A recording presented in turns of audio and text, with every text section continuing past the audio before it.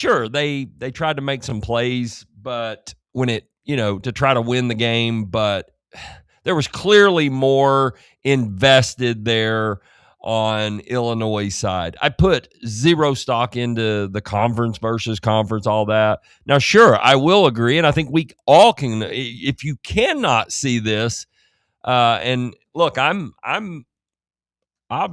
big SEC. Clearly, SEC is where it's at, but this is no longer it means more SEC. The NIL world has reshaped college sports. It is now allowing teams like a Texas Tech, who spent up this year, who is probably, by all the rumors and everything, predictions, crystal balls, are going to get a hell of a quarterback in Sam Levitt.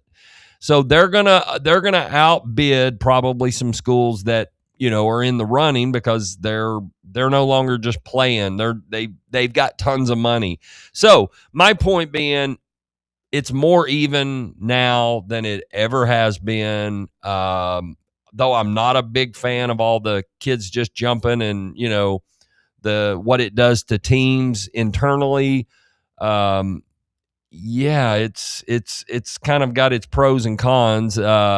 Again, the Alabamas and the Georgias are no longer just the two sitting up on top of the mountain looking down at the rest of the teams. Other schools are involved, and we're going to see some fresh blood in there now.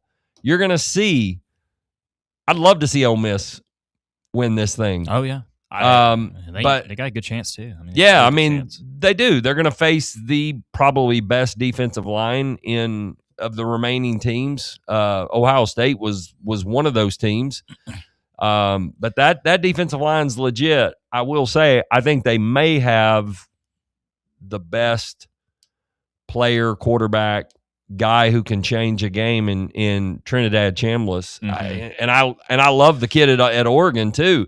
I love Mendoza, what he can do. Yeah. But I think Chambliss is a guy that is, he wasn't getting enough talk coming into this thing. Oh, no. And clearly now people are aware. But with all that being said, how does Tennessee get, because to your point, they weren't that far off. When you think about defensively, like the whole schematics, everything, the lack of playmakers. I said it on here, and I'm not in here to remind you. I told you so last year that that Heupel got a little lazy and a little stagnant with recruiting on the defensive side of the football.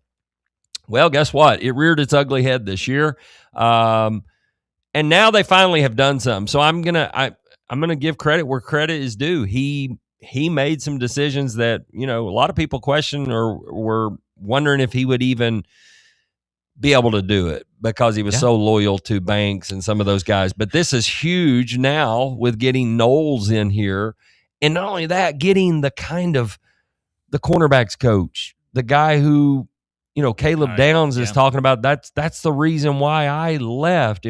Sure, money had some to do with it, but he went there to play for that guy.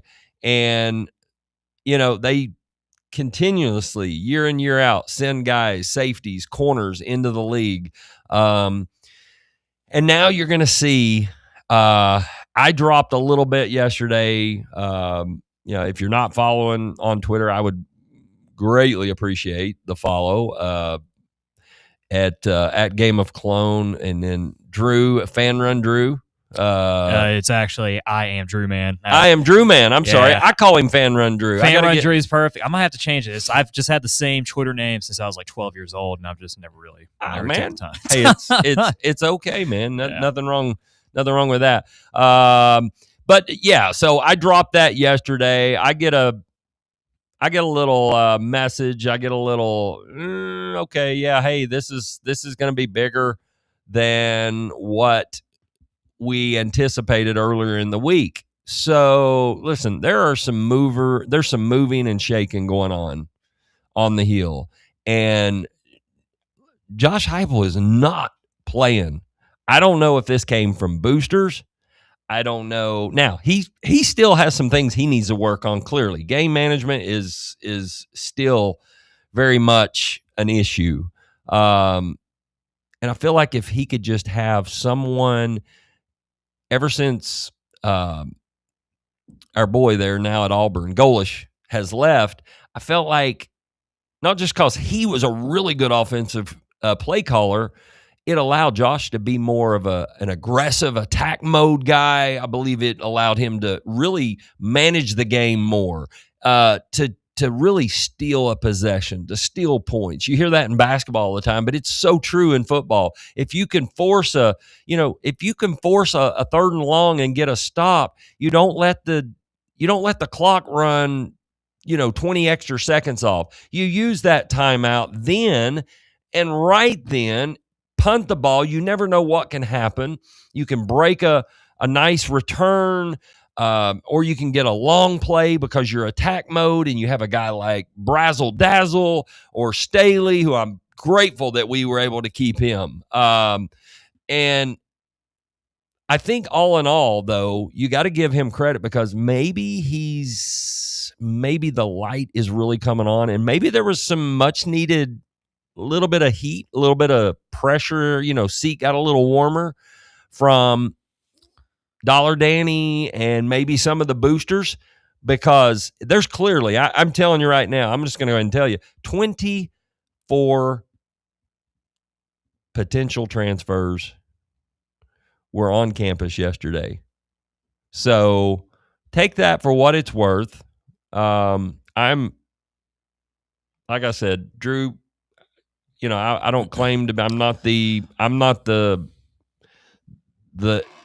Tennessee beat reporter. I'm not, I don't want anything to do with that, because I like to be able to speak my mind. I like to be able to speak the truth. I'm not going to pump the sunshine there. Like, I just can't get over. I'm still like watching Michael Irvin with the belt.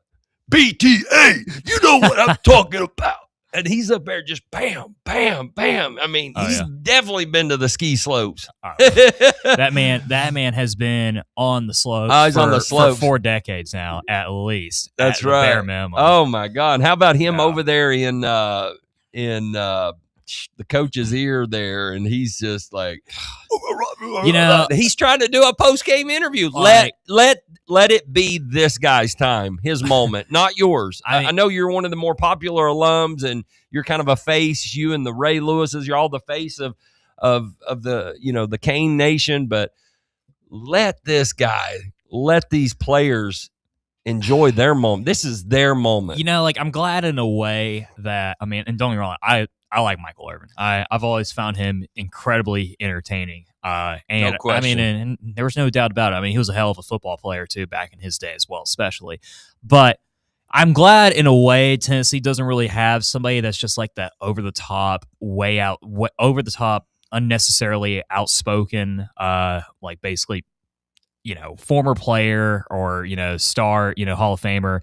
That's like on the sidelines constantly doing that, because I really can't envision like a Peyton Manning like acting like that, which in a way it'd probably be pretty hilarious if he was that over the top. But like still, like I'm kind of glad Tennessee doesn't have some type of like kind of like clown show that's happening there. Now we got all sorts of other clown shows are happening around the program. No doubt about that.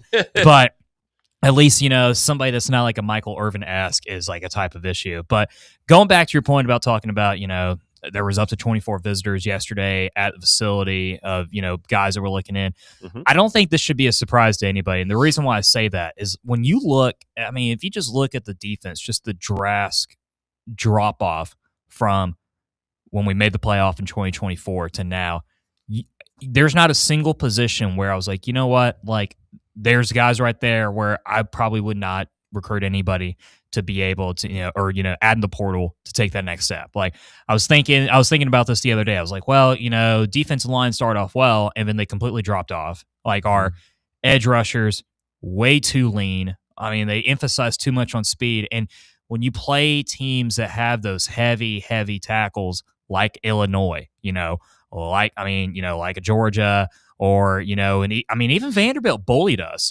bullied our defensive line, and like, that doesn't work anymore. And I think like when you got somebody like Knowles who has a completely different philosophy and formation and things like that, you have to expect like 20 plus guys that Tennessee's going to be going after and like add that type of depth. And I mean, and there's going to be growing pains with it. Don't get me wrong. And there's some guys on the roster that are good enough. I mean, like, Davian Hobbs, Ethan Utley, and Perlotti and Spillman, like those guys are all right. But, as far as like the secondary goes, there's not a single player on that secondary where I feel like, and that even includes Ty Redmond and Farouk, where I feel like they've earned their spot, and they're not in any, I guess, like pressure of like potentially losing their starting role. Like, and that's the mentality that you have to have as a DC to be able to get the best out of your guys and really emphasize towards the donors. Be like, look, we got to spill some cash here if we really want to win 9 games next year. Like, we're going to have to spend like well over 10, 15 plus $1 million just to be able to get the talent that we need to compete at that level. No question. And I'm going to piggyback off of that. Let me just tell you, and this is when I was talking to this individual, and it was, so I'd initially heard yesterday 7 to 10 possibly were possible transfers.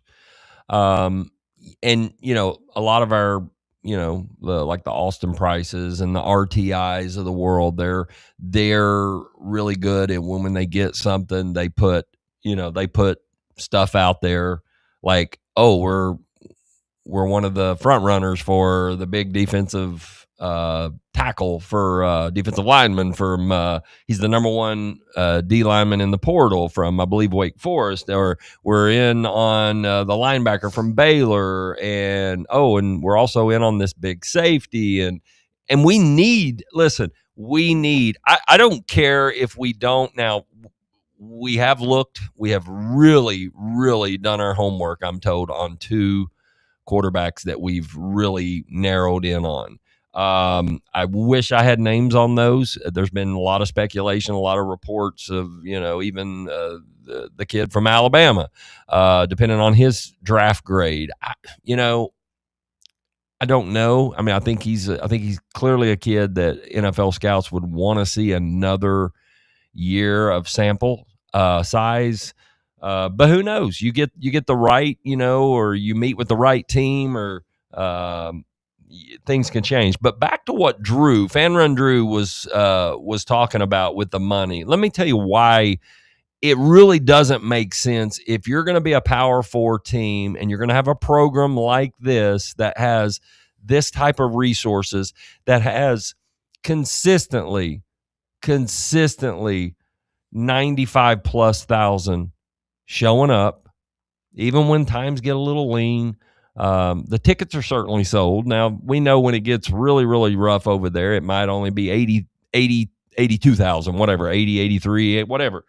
But when you look at what this playoff has generated and what it can generate for teams now, I mean, you're talking $4 million just to qualify. That's $4 million for the school. I believe it's $3 million for travel expense, for all your expenses. So let's say you host and you're still getting $3 million for hosting. Dude, that's a lot when you start thinking about, okay, maybe it doesn't seem like a lot when you start thinking, okay, there's $4 million for the first round. I believe it jumps $4 million if you get to the quarters. If you get to the semifinals, which is where we're at now, all 4 of those, Ole Miss, you don't think that's huge for a school like Ole Miss? Even Indiana, Indiana yesterday had like 4 or 5 of the top portal kids there. You think they would have had that last year? No. Yeah. I mean, let's get real. I mean, that's so you're talking about Ole Miss, Miami. You're talking about obviously Oregon and Indiana. All 4 schools now have made just for the schools, not travel expenses, has made $4 million. They made an additional 4 for the quarters. They're about to receive $6 million. I don't know when those funds actually, if it all hits after the whole thing's over, but they're basically about to be $14 million richer before we even factor in, this is key, before you factor in any sales, your revenue, all that you've generated for the games, it's insane what you can get. And oh, by the way, if you're playing, let's just say you're playing that Vanderbilt game, the very last whatever game of the season, home game, whatever. Let's say Tennessee was different this year and actually had a defense and had a very realistic, a very solid chance of continuing their dominance over Vanderbilt. Think about how many people would have shown up, would have stayed for the entire game, and their Sodexo, the whole budget there, everything, they would have completely and totally raked in, a ton of more money, maybe a third of $1 million. I don't know. I don't have those numbers in front of me, but I can tell you after talking to two prominent, big name restaurant establishments, and I think you can kind of guess one is connected with UT, sell their products at the games, but that's one of them. Now, they have multiple restaurants. They say when Tennessee is when they're really playing for games that matter, their restaurants too, when Tennessee plays like a 3:30, even if it's an away game and they're winning, they're staying there. They're eating, they're drinking. Imagine that. But the amount of money they're bringing in is like, they said, it on any given Saturday, it's anywhere from 2,500 to 4,000 additional in total volume for that establishment. That is, you factor that in over, 12 weeks. If you're playing at a high level, so it really, you're really and truly, when you want to break it down, you're crazy if you're not paying up now and going and getting these players. Now, it's not my money. It's easy for me to sit here and say, yeah, deep pockets, go spend the money. Yeah. But ultimately, those deep pockets are going to reap some of the benefits, like the big restaurants. Oh, by the way, the hotels. Not only did the hotels fill up downtown, the Embassy Suites on Parkside, the Hilton properties, the nice hotels, and they also, guess what they do? They raise their rates up. They raise them up significantly. Yeah. People don't budge an eye. I mean, they don't even blink an eye. It's just like, we're going to pay it. And then they make an entire day of it. They make an entire weekend of it. So our point being, we don't have to tell Vol fans that, because Vol fans are some of the most loyal. They travel down to Nashville to watch I'm not going to say a meaningless game, but a game. It was completely meaningless. Okay, there you go. I'm going to let them come after you on that. But seriously, though, the amount of money that you recoup and make on top of it, and oh, by the way, it's kind of a nice thing to do for your fan base. That's in my opinion is tell me a more loyal that travels like Ohio State does for big games. Alabama does for big games. Georgia has gotten there now with Kirby and the way they're playing, but man, I just convince me otherwise. If you want, we'd love to hear from you. 865-966-3435. You are listening to the Neutral Zone, presented by Fleet Tire, 111 East Woodland Avenue, for all your tire needs. So, Drew, we haven't even touched on the opening SEC opener yesterday in Fayetteville. Not a surprise that we lost. It was just kind of the way we looked at times. And, I know a lot of criticism still coming towards the highly, coveted, much hype with Nate Ament. I guess we want to make sure we say that correctly. But I've had a couple people reach out just from the post that I did put on the talk here a little earlier. At least that's the young crew don't call it the talk. You gotta You got to like come up with your own saying there. Yeah. You know, like, Yeah. But anyways, yeah. So they were asking, hey, you know, I know you've had a little bit of technical issues with being able to hear Fan Run Radio, but again, the easiest thing is to download that app, guys. You download that app, and it sounds so amazing. You can take it anywhere. I can't tell you how many people that have reached out and I've told them, and they're like, "Whoa, that thing is like, it's crystal clear. It sounds amazing." So, anyways, that's where it's at. Fan Run Radio. It's very easy. Go to into the Apple App Store, the Google whatever market. But Drew, what was your impression? I know we kind of want to unpack a little bit about the basketball, and then I know we'll break it down. We'll need to take our first break here in just a moment, but 86-75, close at halftime, but I've just kind of felt like Tennessee they really certainly obviously never had an answer for the much I guess I should say, man, he lived up to everything as advertised, Acuff. Yeah. And there's a kid that was likely going to go to Duke before the Sarr commitment. Yeah. He's a $4 or $5 million player, and you see why. Yeah. We had no answer. No, we had no answer whatsoever. I mean, and I think the thing is, and I have to, when it comes to the basketball season, Cloney, like, I think sometimes we're a little bit overreactionary when it comes to football, a little bit. But we're like on steroids when it comes to basketball anytime this team loses a game. Okay. Like you're gonna have some tough stretches, you're gonna have things like that. It's just how basketball goes, man. Like, you're gonna have tough games. And truth be told, the last couple of years, like we've kind of started off a little bit slow in January, and we really picked things up by the end of the month and really started cruising in February and playing well by the time it's March. But having said that, I mean, I thought the team was fine. Playing at Bud Walton Arena is such a tough place to play. I mean, Tennessee has not had a tremendous amount of success over the years playing at Arkansas, and Arkansas is a good basketball team. I mean, they're definitely a top 4, top 5 team in the conference without a doubt. Oh yeah, and so I mean, in Calipari, it's kind of funny. Like Calipari, like at Kentucky, kind of like emphasized a little bit more about.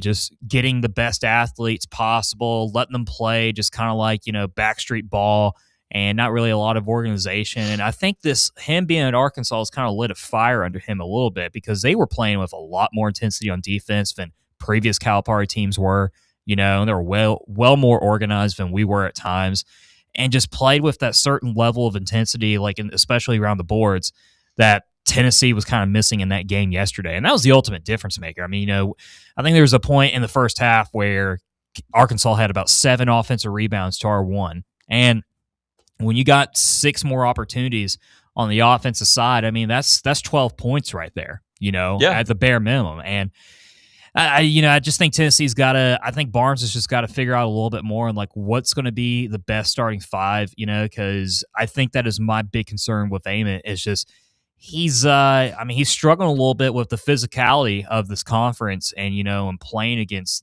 at this level, know, and the big difference between, as opposed to like Connect a couple of years ago, Connect wasn't afraid to drive it to the basket and get fouled and he wasn't. Do whatever, and yeah, he'd earned some points. And Chaz was a little bit more reluctant to drive him to the basket, but he had that, built where he could be able to deal with that physicality and, and that toughness. And the thing with Ament, it's just like, like you're 6'10", man. Like you can stretch the floor. You got so many options. And it's like as if like he's a little bit afraid of a contact a little bit. And I believe so. And you look at only 3 rebounds. Only 3 rebounds. You got to get more out of that guy on the road, especially in that 100%. In that environment. 100%. Yep. I mean, you look at the big difference between him and Amari Evans, and I think a lot of people going into the season thought like, all right, Amari Evans might play like, maybe a couple minutes a game, and that's a little bit it.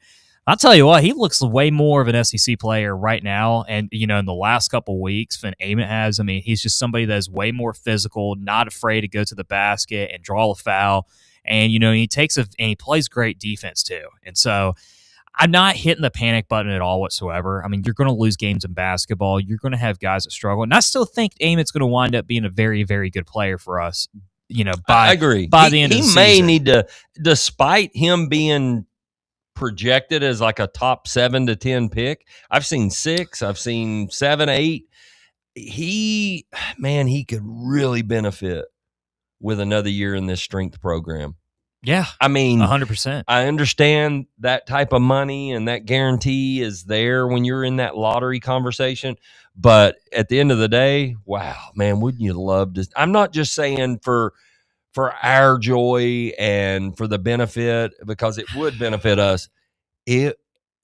For him, wow, man, he could really take his game could really take off. I mean, would you not rather see that versus him being over in like Greece or somewhere on a developmental squad? I mean, that's what's probably going to happen. Well, here's the thing. It's just like, I think that's the thing that he's going to have to take in consideration, because, I mean, the way that he's playing himself not just out of the lottery pick, but he's potentially playing himself out of the first-round pick altogether. It just really just sees, you just see him play against more physical competition. He just kind of struggles a little bit with it, when they play against, intense defenses. I mean, like against, whether it feels like Houston, I mean, he had a little bit of his struggles even against Louisville as well. And so, I mean, he's still probably going to wind up going to the draft after this year just because of the potential. And that's what NBA kind of emphasizes on more than anything else rather than production. Yep. But when you look at guys over the years, kind of like Kennedy Chandler, for example, who would have benefited from another year, I mean, even a Julian Phillips and, I mean, Jalen Johnson and, Keon, totally agree. And, and Keon Johnson too. I mean, there was a list of guys, that or Jaden Springer, sorry, that would have benefited from another season. But will that happen? I have no idea. That's, I mean, months down the road from here. But I think this team's going to be fine. I know people love to panic after every single time that we lose, and it's an opportunity for the barn bashers to trash on Rick Barnes. I mean, all honesty, guys, this guy should have retired like a few years ago. I mean, I'm glad he hasn't called in on here. I can tell you that. But the thing is that I think this team is going to be fine. There's not any time to worry. I mean, people got to remember, Connect, before he lit up the SEC. I mean, there was a stretch where 5, 6, 7 games in a row, he was averaging well under 10 points a game. Like, I mean, this is just what good players do. And you can't say, well, what about the Boozer kid from Duke? I mean, look, the Boozer kid from Duke is a number 1 pick. It's just, we're not going to get those guys. And I think the sooner we kind of accept that and where we are as a basketball program, the better it's going to be. But we'll be fine. I'm not too worried about it whatsoever. Yeah, I mean, if you were thinking, coming in, your hopes were, this was going to be a team that was going to win a lot of road games in tough SEC environments and, finish the regular season with only like 4 or 5 losses. You're living in a fantasy world. This is not, hopping down Yellow Brick Road with Dorothy and Tin Man. This is keeping it real. Yep. This team, and it was a collection of a bunch of different pieces. Though I really like, Gillespie and look, I'll say what you want. He didn't have a very good shooting day, but only 1 turnover in that environment. He wasn't the problem. Again, some of the other guys, Akpara, couple, I'll say, fouls that were iffy. So it did sort of kind of get him in foul trouble. He nearly fouled out, but Boswell, you want to see some of these guys get a little bit more. And I don't think Estrella is totally healthy. Clearly, I mean, when you've had you've had a really bad roll of the ankle. I just don't think he's got the spring, and he's showing the bounce. And let's also not forget, like our like energy boost, the kid that we lost earlier in the year. I mean, there's a kid that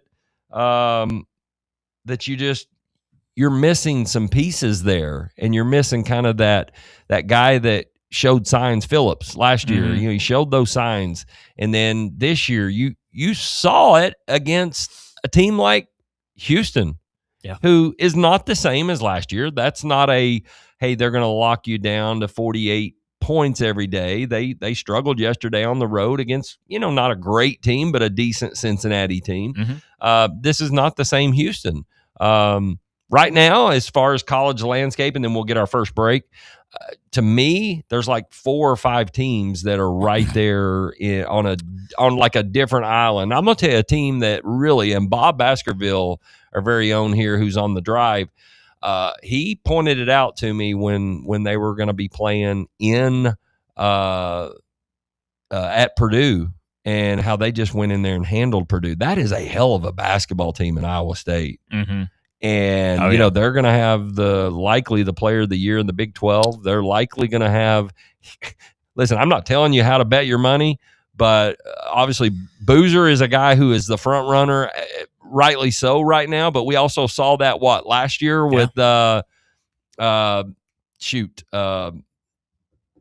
can't think of the guy that was leading he was literally like killing the odds. Everybody thought he was going to win it, and then all of a sudden the freshman there from Duke just comes, Broome. Broome was way out ahead early in the year, and then it was like, hang on a second. Yeah. And but my point being is I think the kid at Michigan might have a little say in that. I think the kid at Iowa State, certainly. There are some really, really fantastic players this year, and I think as the season goes along, as we start moving away from football a little bit, yes, we've got 3 big games left in the college football playoff, but more and more people will start, as we'll be in here talking more UT hoops. We'll be talking more UT. We'll be talking a little bit of NFL draft prep, NFL playoffs. You kidding me? And on that note, I mean, we'll dive into the NFL in the second hour. But Drew, man, have you ever seen an uglier slate of NFL games? I mean, we are in week 18. I was trying to go through my picks this morning. I'm just like, gosh, there's literally no good picks at all. It's tough. It is. It's tough. I do have I went ahead and put in a 3-leg anytime touchdown parlay. I'll put that. One has a little bit of East Tennessee ties to it, and but I went ahead and put that in, and then I do have some situational plays. I'm not as big on this player needs like for instance, Tony Pollard needs like 71 or 72 yards to hit a big bonus incentive. Jacksonville does not let anyone run. No. There's nobody ran over 70 yards on them this year. Yeah. So, and that line is crazy. I wouldn't tell you not to bet the Titans. If I had to guess, I think Titans would stay inside that number, but that doesn't mean that they still would not be thoroughly dominated. Now, I do have a play on Brian Thomas Jr. For the Jags on the other side. I'll tell you that one here coming up in the second hour, but we do need to get our first break right here. That's Fan Run, Drew. You got the clone right here in the neutral zone, presented by Fleet Tire, 111 East Woodland Avenue. Come on back for some more, and we'll return right here on Fad Rod Radio. Life never stops moving. And between the 30-minute commutes, daycare pickups, weekly soccer practice, Tuesday night yoga, X number of coffee runs, and that weekend trip to grandma's, you're racking up the miles. What you need is a tire that can keep up. A tire designed for doers. A tire that's going to last. Like the exceptionally long-lasting Michelin Defender tire. With an 80,000-mile warranty and the safety and comfort you expect, you can forget all about the miles ahead and focus on getting to your destination or conquering your to-do list. Fleet Tire, I-275 exit 1B at East Woodland Avenue in Knoxville. That's Fleet Tire, I-275 exit 1B at East Woodland Avenue in Knoxville. Fleet Tire. Your tax refund belongs to you, not an identity thief. Over $6 billion in tax refunds were flagged by the IRS for possible identity theft last year. If you're in a bind this tax season, LifeLock can help. They monitor and alert you to identity threats you'd miss on your own, even if you're careful with your personal information. And if you do become a victim of tax-related identity fraud, LifeLock has U.S.-based restoration specialists ready to help solve your identity theft issue. Plus, all LifeLock plans are backed by the $1 Million Protection Package, meaning LifeLock will reimburse you up to the limits of your plan if you lose money due to identity theft. Let LifeLock help protect your financial info, so all you have to worry about is what you do with your tax refund. Go to LifeLock.com, save up to 25% off your first year. The promo code is HERD, promo code HERD, to save up to 25% off your first year. LifeLock.com. Identity theft protection starts here. Attention service members and veterans. Introducing the Griffin Law Firm, your trusted ally in military legal matters. From court-martials to benefit claims, at Griffin Law, your mission is their mission. Here's VFL Marshall Griffin. As a veteran and retired military attorney, I've successfully defended lifelong benefits and helped preserve professional futures. So I know that when you hire a military justice lawyer, you maximize your chance to get relief. With my unique experience, I can advocate for you because there's no military matter that's too big or too small. Let us help you make these critical decisions that could affect the rest of your life. Remain silent. Law. For a free consultation, call 888-707-4282. That's 888-707-4282. Or just visit griffinlawdefense.com. Are you ready to show off that confident, radiant smile you've always dreamed of? Well, here at Knoxville Smiles, we're ready to turn your dream into a reality. At Knoxville Smiles, we're more than just a dental practice. We're your partners in achieving optimum oral health. From routine cleanings and checkups to advanced cosmetics and restorative procedures, we offer a wide range of services in an environment that makes every visit a positive and comfortable experience. At Knoxville Smiles, it's about more than just treatments. We're focused on creating a welcoming environment where you feel like family. Our state-of-the-art facilities are designed with your comfort in mind, and our friendly staff is always ready to address your questions and concerns. Don't wait any longer to achieve a beautiful smile you deserve. Schedule your appointment at Knoxville Smiles today and take that first step towards a healthier, happier you. Call us at 865-539-1776 to book your appointment today, or just visit our website at knoxvillesmiles.com.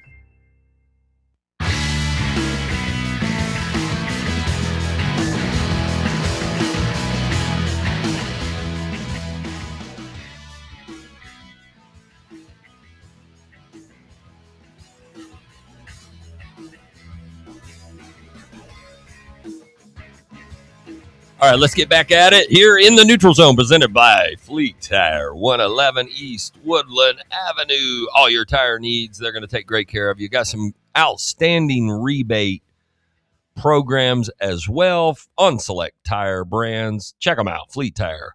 Fan Run Drew. So we were talking about, of course, Tennessee. Wasn't on obviously the only big game. There was actually some pretty big games there yesterday. I don't know if you saw former coach, now analyst Nick Saban was there in the house watching Alabama dismantle Kentucky. I mean, Kentucky looks really, you think, how long does he make it? It's just, that is crazy. The amount of talent that they went out and got. Oh, the amount of talent. How good is the talent? And I think that's the thing. It's just like, I don't think the talent. Stars don't mean everything. The stars don't. Even during the Calipari era, there was a lot of his teams where constantly having the number one recruiting class in the country, and it doesn't really mean anything if you can't A, develop, or B, they don't fit into your system either. Right. 9-5 already for the Wildcats. And that game was completely over in the first half. Gave up 50 points. They just look disorganized. They don't look like they're completely bought in 100%. And personally, I think Pope is making like $5 or $6 million, like somewhere around that range. Yeah, and I think that's right. They're going to have, unless they have a donor that's just going to be willing to, pay out his 40 plus million buyout. But, when you consider in the fact that they just fired Mark Stoops for football, and then they just proceeded to go ahead and pay, I think, $5 to $7 million for Sam Levitt to go over their quarterback, they may not have the money to get rid of him after the season. And there's a very high possibility for this Kentucky team that they could definitely potentially miss the tournament. They play Missouri on Wednesday, who's 11-3, a little bit under the radar team. Mississippi State made an unbelievable comeback to beat, I believe it was Texas or Texas A&M yesterday. Yeah. LSU, another team that's 12-2. They have to go on the road over there as well in a couple weeks, and obviously they come to Knoxville halfway mark of the month, and then Vanderbilt, Arkansas, Texas, Ole Vanderbilt, Miss, by the way, they're good, 14-0, and they go on the road and win comfortably in Columbia. Yeah. Now South Carolina's not good, but it's a conference win. It is. I mean, anytime you win a game is good, but when you cover in the way they did, I mean, hey, say what you want. The little redheaded stepchild school over here in the mid-state, whatever. But that their athletic program has, now we'll see. We'll see post Diego Pavia era and how that'll. But you've already seen them flip that top quarterback, Jared Curtis. Yeah, I mean, listen, there's no doubt about it, and I think Clark Lee is a phenomenal coach. We saw it before the Pavia. I mean, we saw him start, in smaller places, but no, he's legit. He has staying power in this league.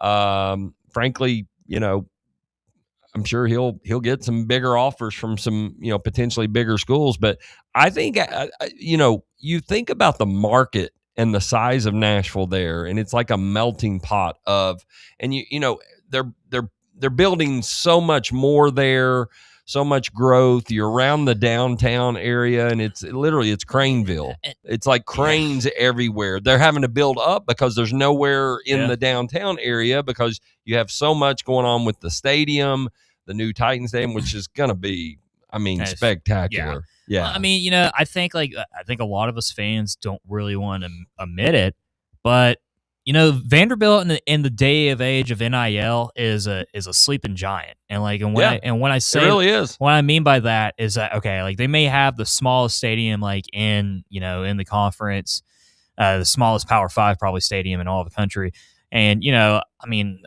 funky, which Diego Pavia says, by the way, is the best atmosphere.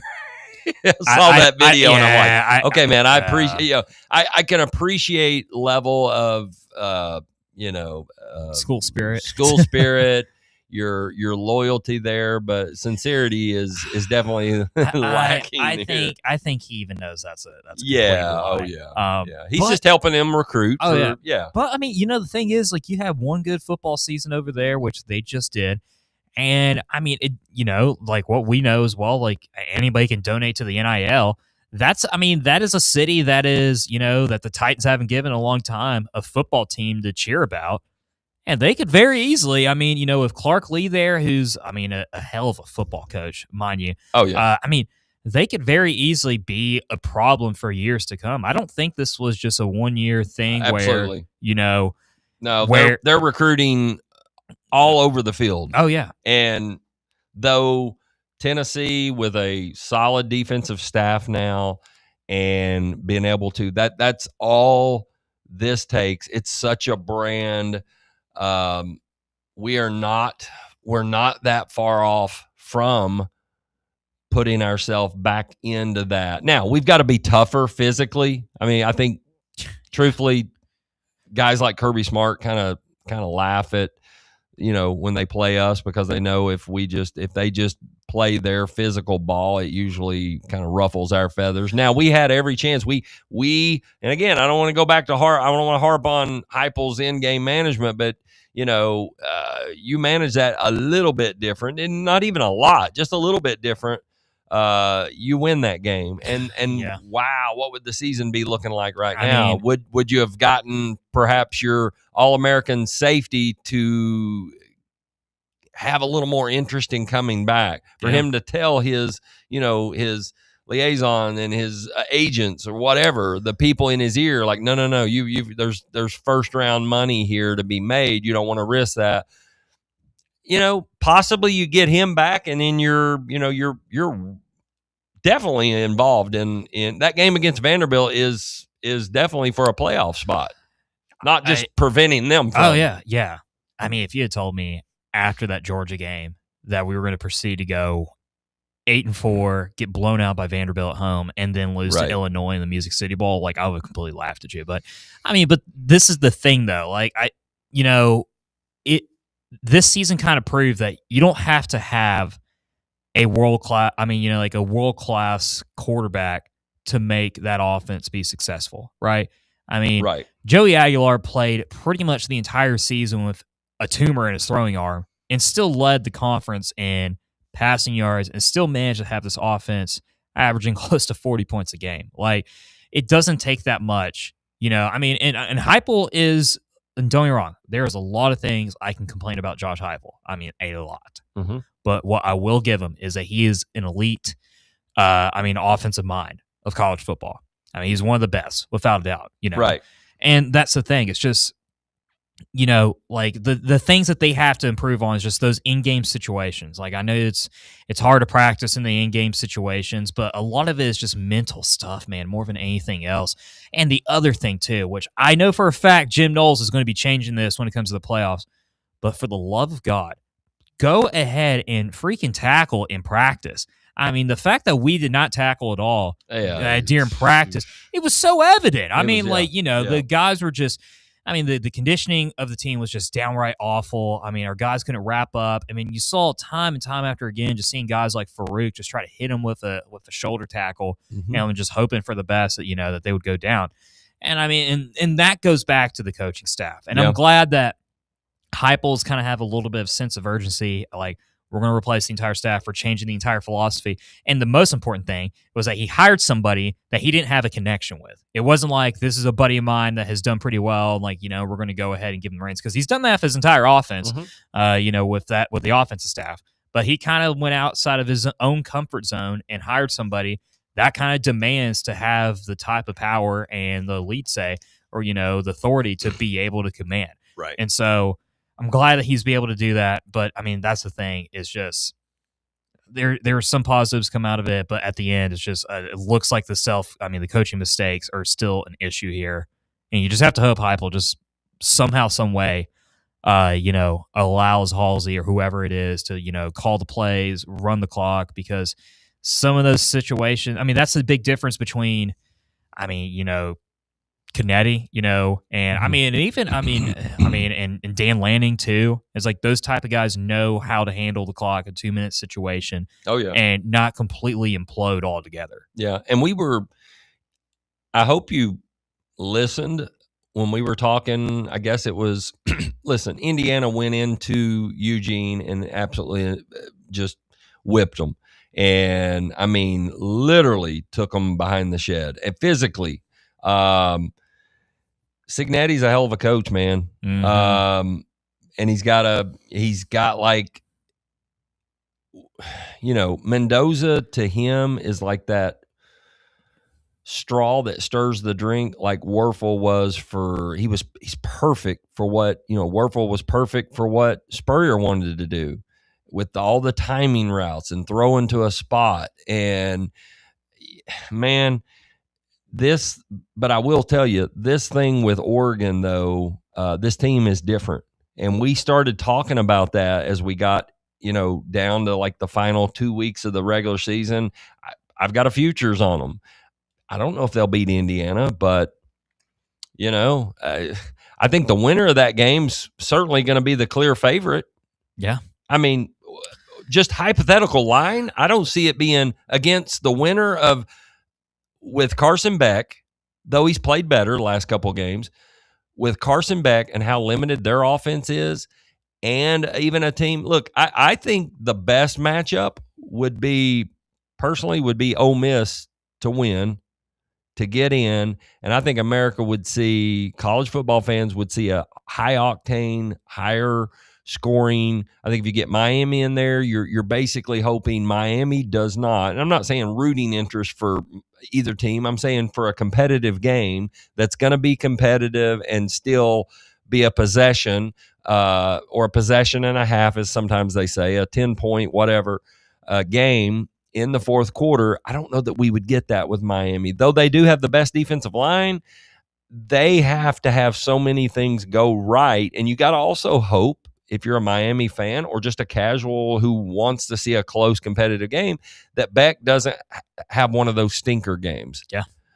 They can run the football pretty well, but he is very erratic at times. So, but let me ask you this, just real quick. I'm going to throw some names out there before we go to the top of the hour, our halftime, we like to call it here.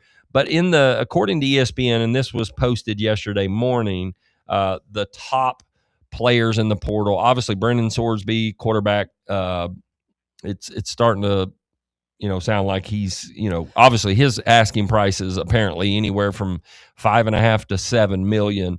I don't see Tennessee going after something like that. That would be a total shock with how many holes we have. Mm-hmm. And again, literally yesterday was like going to like you were going and you were getting into the horse racing industry and you were looking at, here's all the horses over here. I mean, 24 potential transfers on campus, and they are absolutely looking to flip this roster and get tougher.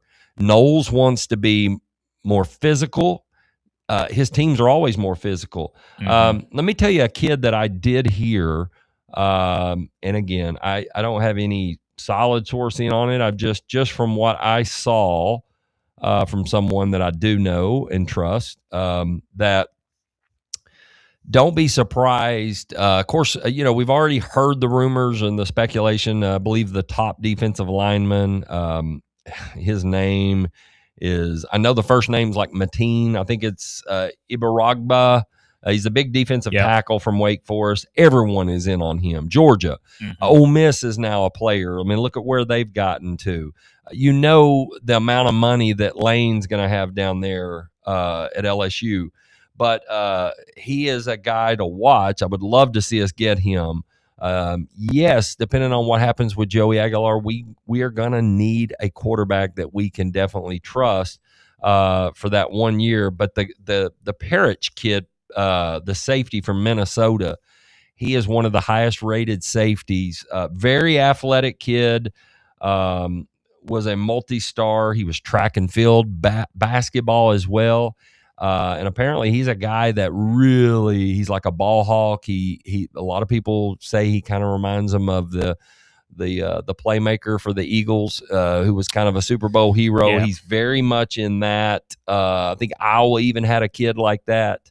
Maybe I'm thinking of the same kid, actually. I'm sorry, that Iowa that went to Philly. Yeah. But the Parrish kid is a dynamic athlete, and a guy like Jim Knowles, who has seen those players in that conference.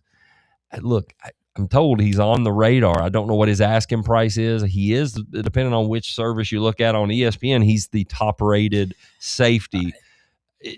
It's going to be interesting because it is a budgeting. You've got to be able to know how much you can spend on certain players, but Drew, it's got to be linebacker, safety, corner, defensive end. And though I'd love to get a game wrecker, a guy like that, like the I've already forgot his name, but the kid from the Ibaragba or whatever his name is from Mateen. We'll just say Mateen, big Mateen, 6'3", almost 300 pounds, and apparently moves people like it's no business. Great run stopper, and is actually very, very quick for his size. So that would be huge. You give a guy like that to Garner, dude, he's going to eat.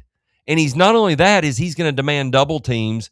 And think about how that then plays into the way Knowles wants to play. He wants his corners and safeties. I've been told by people that they play very much like the way Kirby coaches. The toughest SOBs on the field are going to be in his secondary. His secondary unit is going to be tough. His linebackers are going to be tough. They're going to be a lot quicker than they were this year, which honestly they only had one way to go but up. Yeah, exactly. But we're not here to throw shade on players. We're here to see some improvements in the roster already on the staff. But we're going to try to improve 1% better there, Butch Jones, on the second hour. Come on back for some more Neutral Zone presented by Fleet Tire right here on Fan Rod Radio.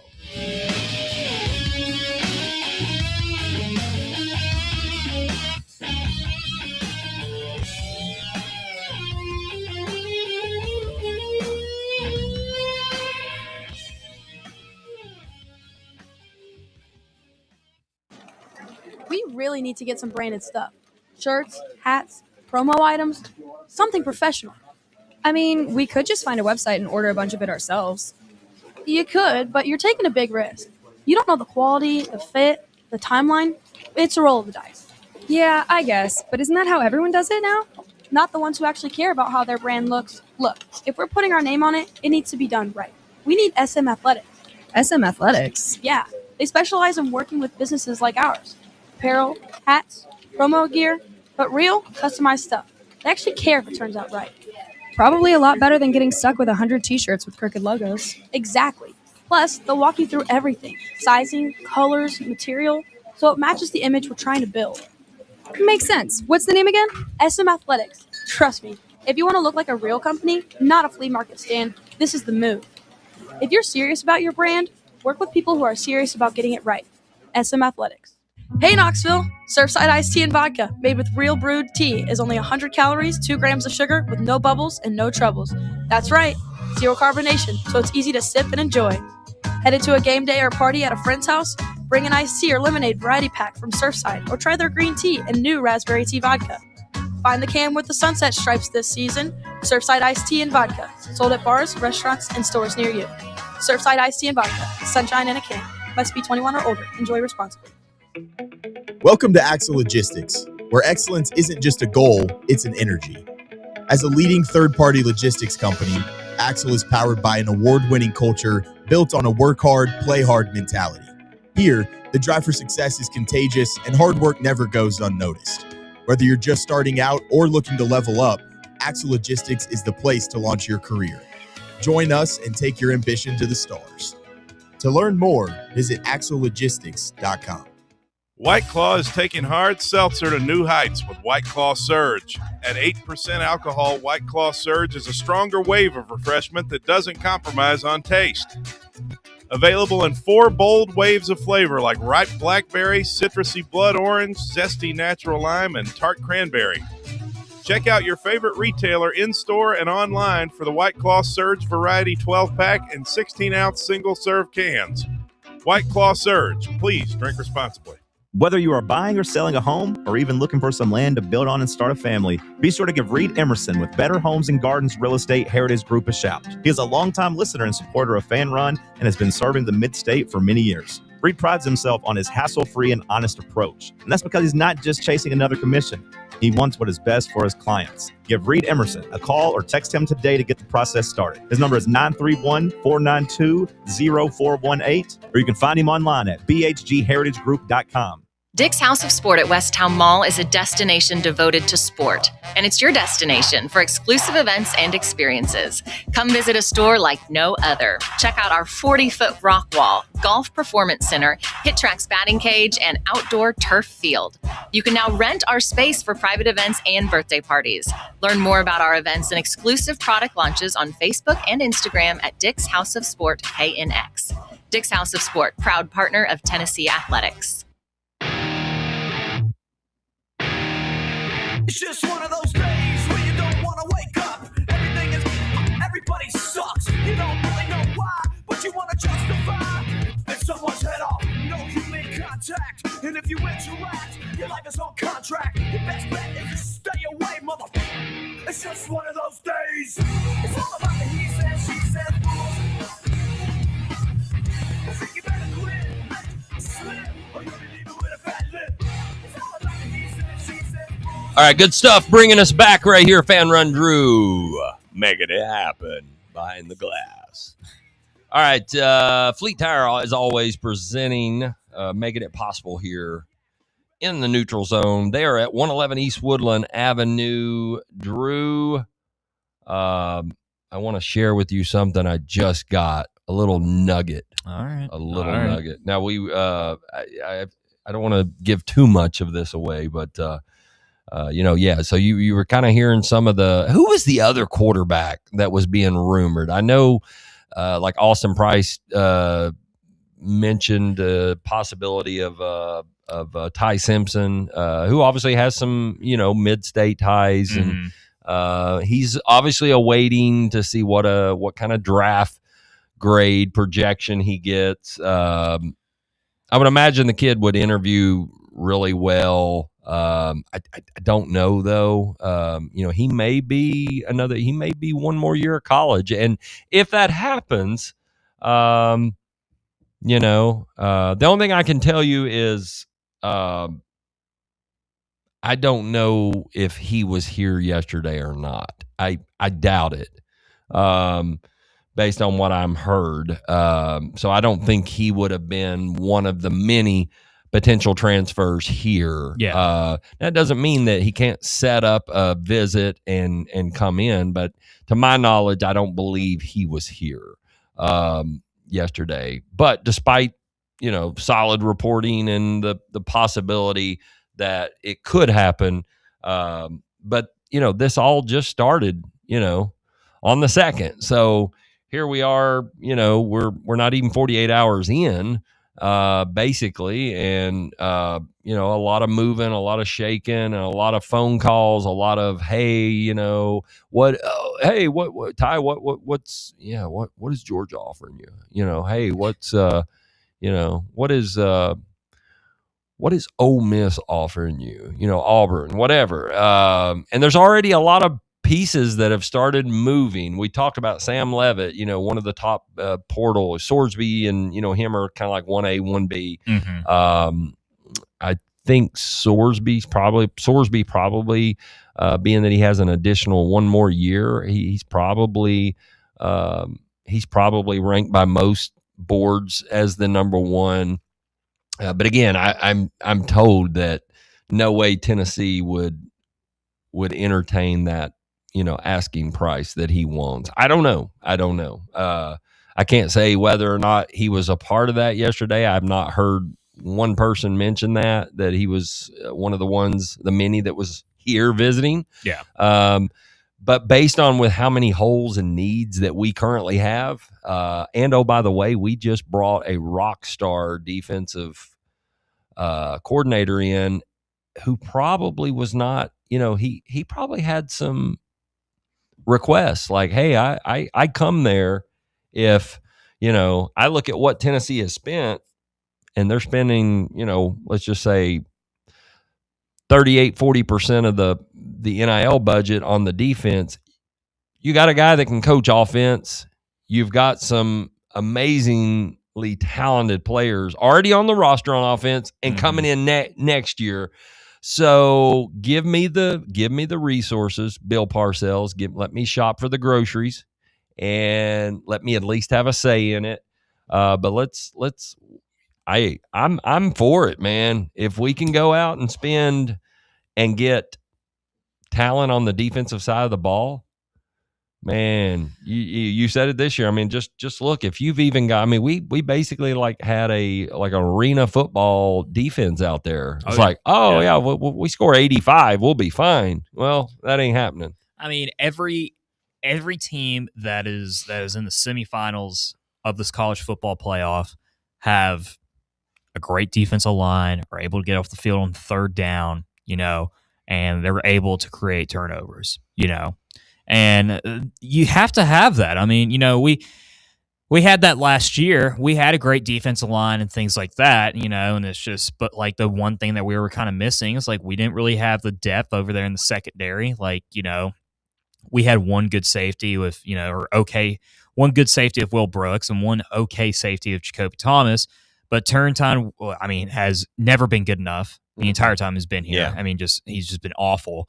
And guys like Ricky Gibson in 24, just like they were good enough against teams that were a little bit below Tennessee's talent level. But when they played somebody that was just at the same level, if not higher, he just, was a disadvantage for us, you know, and so I think Tennessee has to take the approach, just like they have to Heupel has to come to the acceptance that whatever the budget's going to be for NIL, whether if it's $9 million or $12 million or 15 or even more than that, he's going to have to accept the fact that they're going to, realistically, if they're going to want to win 9 games next year with that schedule, he's going to have to spend at least about 70% of that budget on the defense. I mean, and it's just, you got the coaches right there that could be able to do it. Anthony Poindexter is a great, he's going to be a great safeties coach for us. I mean, the grad assistant from Ohio State that we got, a lot of high praise, a big up and comer. You kept Rodney Gardner, and so you got the talent, that the guys that should be able to develop the talent there. Right.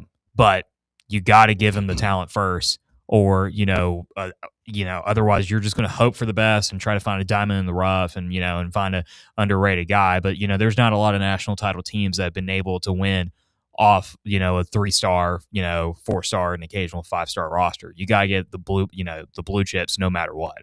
And so I think they'll be able to do that. Like I'm not too worried about it. I know there's been some names going around, like one name that, obviously outside of Mateen over there at nose tackle from Wake Forest that has a lot of people excited. But another name to keep an eye on, I feel like, is Chaz Coleman, the edge rusher from Penn State. Yes. He was absolutely, he was one of the few bright spots over there on that Penn State team last year, only a freshman as well. And so, you can get a good couple of years out of him. And you need to have somebody that's going to be able to complement Jordan Ross as well on the other side. You lost Josephs, you're losing Tyree West. Caleb Herring, wish him the best. Obviously, just wasn't good enough, to play at the level that it takes to play in the SEC. And so getting a guy like Chaz Coleman is definitely a great start for sure. And, and Tennessee's doing a good job as far as like some of the guys they're looking at over at nickel and safety. Tawfiq Bayard from Colorado was another name that is scheduled for a visit. He's Kevin Byard's, younger brother. Played really well on a struggling Colorado team, had a couple picks. And QM Moss from Kansas State was another one as well. Okay. That had a couple picks. I think he had well over 20 tackles as well. And has been one of the top guys from what I've heard as far as that nickel position goes. And so I think they're doing the right things. They're going to have to continue to evaluate. And the thing is like, they're going to have to get these commitments quick because, another name that was kind of high that people were thinking about was Keaton Thomas from Baylor, the linebacker, and he committed to Ole Miss last night. Yeah. And so there's a lot of moving pieces, and they got to be decisive and quick on it. And that goes for everywhere. Including the quarterback position. I think a lot of people are kind of like figuring out like when is this hearing, the final verdict over there in that case that involves Joey Aguilar. But truth be told, man, like it might be next week, it might be next month. But the last thing you can't do is wait for the verdict. You don't get an answer that you like, and then you're going into spring practice with essentially 2 true freshman quarterbacks. And let me interject. Okay, I agree with you 1,000%. Do you think that has any impact on a potential quarterback transferring in here? Do you think he's thinking, I don't know, man. Hell, I saw Joey look pretty good this year in that offense. How loyal would they be to him if he did win this case? Or do you move on and then you say, and then Joey can then go somewhere else? I don't know. Well, this is all, man. It's a tough spot to be in. It's a tough spot. And it's for Tennessee, especially. Like, Tennessee's in a really challenging spot, and what I mean by that as well is that you got 2 guys that you've invested in a quarterback that are supposed to be the next guys. The original plan was after Nico. One of these guys would be the next guy. You've already invested. I'm not going to give an exact number, but roughly anywhere between like $3 to $5 million on both of these guys to be the guy moving forward. Problem is, though, is like when you lose Merklinger, you lose Aguilar, who's only a 1-year quarterback, presumably. Obviously, the verdict could change everything in that regard. You're in a tough spot where, okay, you can be able to get an elite quarterback like, the kid that from North Texas that just committed to Oklahoma State. Like in any other situation, Tennessee would be going after somebody like that, like immediately. But the problem is, like, you got to play optics, and you got to learn to be able to make sure that both of the guys are on that roster are happy. They're not upset or pissed off about the idea of bringing in a guy that has 2-3 years of eligibility, right? And you don't really want to bring in a guy where it's definitive without a shadow of a doubt that he is going to be the starter no matter what. Because McIntyre could easily just be like, you know what, like I'm out of here, like I'm transferring, like I need to play, and so Tennessee's in that spot where if you get back Joey Aguilar, and I'm sure Heupel's probably have had conversations with Joey about like, if it goes this way, what's your plan? Like, what do you want to do? Do you want to stay here? Or you want to move on, get ready for the NFL? And, if it's one of those things where Joey wants to come back, that's great. But again, like you're in a spot where like you can't wait on that verdict and put yourself in the same situation that you did last year, which is just scraping for second best over there and, in April. And so if I were them personally, I just think it's one of those situations where it's unfortunate for Joey, but you just got to move on. And if there is genuine interest when it comes to like Ty Simpson, for example, I mean, try to be able to, round up the donors and just throw $4 or $5 million for a guy that's a 1-year dude and just see what he says. And if he says no, then like you got to be able to just find a grad transfer for debt purposes. Yeah, and a key thing to remember on him is we were actually recruiting him pretty heavily. Mm-hmm. So it's not like he would need, before Alabama did. Yeah. It's not like we would absolutely need to schedule sure, I'm sure he would probably, want to come and just kind of say, hey, the family, just kind of meet the staff, any new members of the staff, just for reassurance. But it's not like, there's no familiarity here. So I do look at that. Now, one other guy that'd be a possibility, your boy, I joke, but Heavy Mahomes out of Nebraska. God, no. No. Sorry, I just take a little joke there. No, absolutely not. Yeah, no, I don't want him either. But where and then the possibility of DJ Lagway going to Florida State. Yeah. I mean, that guy, he does not. I don't know. I just don't think he can read a defense. I don't think he's the progressions. Same. He's the same. Like, I mean, for me, he's kind of like the same type of prospect that like Nico is, which is, and I think this is like one of those things where like you have to remember, like, I mean, the stars don't always mean everything. I mean, Lagway was a top 5 recruit coming out of high school because, he had a big arm, physically big dude, had NFL style, like, body. But the thing is, like, if you're just doing those like 7-on-7 like camps, right? Mm-hmm. That's not helping you learn to read defenses on like some of the progressions that like, the linebackers have and whatever. And so, I mean, he has potential to be good, but like, I mean, there's no SEC team that's going to touch him with a 10-foot pole. I'd be irate if Tennessee even entertained the idea of having him come over here. But they need the thing is they got to move quick because you had Sorsby looks like he's going to Texas Tech. Colton Joseph, who was another guy from Old Dominion that a lot of people kind of thought like, maybe fit, and he committed to Wisconsin this morning. And so, why would you go to Wisconsin? They had to offer him something good. Had to be, because I really liked him. He was good. His game is so fit; it would fit like a glove with Heupel. And I think like what we saw this year, and like this is one of the only negative things that you could say about Joey, is that this offense just plays so much better as far as opening up the field when you have a mobile quarterback. It helps having a quarterback that can be able to throw it down the field, and Joey could do that. But Joey's struggle a lot of the times this year, I felt like, was like with those intermediate passes within 15 yards or so, throwing it across the middle. And I mean, just his reluctancy on being able to scramble out of the pocket and try to make something. And you got to have somebody that has a little bit of both. And Colton Joseph was going to be a good option for that. Another name that is kind of like out of the box that I feel like could potentially work for Tennessee is Aiden Chills from Michigan State. Okay. I don't know what the interest is with Tennessee, but like when you talk about just from a perspective, this is a guy that has just a 1-year dude. He is a very mobile quarterback. I think he had well over 300 plus total yards of offense against Indiana this year. And mind you, Michigan State was terrible, but he is somebody who has a relatively decent arm, and he would fit relatively well or pretty well in this offense too. And so, you hope that Faison's the best, but like, again, man, it's just like the last thing you want to do is throw in a guy that as a true freshman that has not played in the SEC before, and second game of the season is going to be against a good Georgia Tech team on the road, and like that's going to be a tough environment for him. And you don't really want to heavily rely much on McIntyre, who's like well under 200 pounds and hasn't gained any weight since he's been on campus. Yeah. I mean, you got to get some weight on the kid. Yeah. So that was pretty big news there in the portal. That's pretty good. Somebody create that. I don't know who to give credit to, but it was certainly gold.